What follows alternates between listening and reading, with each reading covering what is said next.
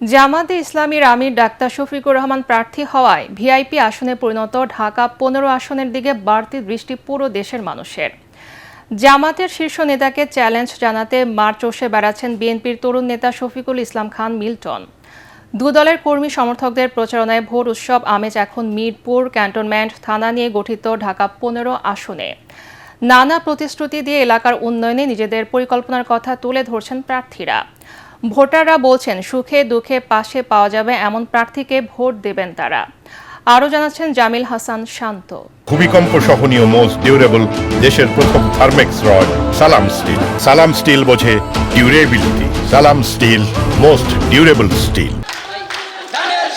প্রার্থীদের মিছিল মিটিং এবং ব্যানার ফেস্টুনে উৎসব মুখর পরিবেশ বিরাজ করছে পুরো নির্বাচনী এলাকায়। ভোটারদের মন জয়ে প্রার্থীরা দিচ্ছেন নানা প্রতিশ্রুতি। প্রার্থী সমর্থকদের প্রচারণায় জমে উঠেছে ঢাকা ১৫ আসন।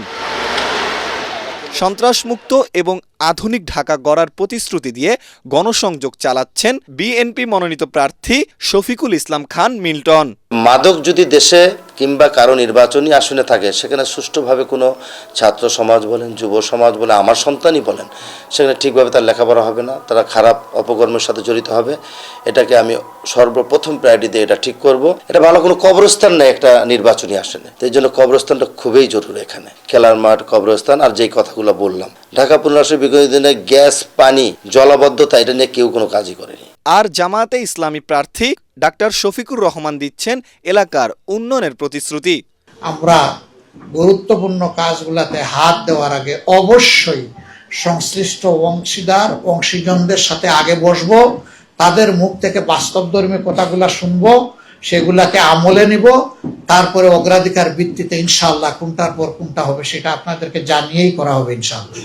অন্যদিকে এনসিপি প্রার্থীর আশা, নতুন বাংলাদেশ গড়ার জন্য প্রথম কাজ হবে তরুণদের কর্মসংস্থানের ব্যবস্থা করা। এই তরুণ সমাজকে আমরা কর্মমুখী করব, বিকজ আমাদের দেশে সবচেয়ে বড় সমস্যা হলো বেকারত্ব।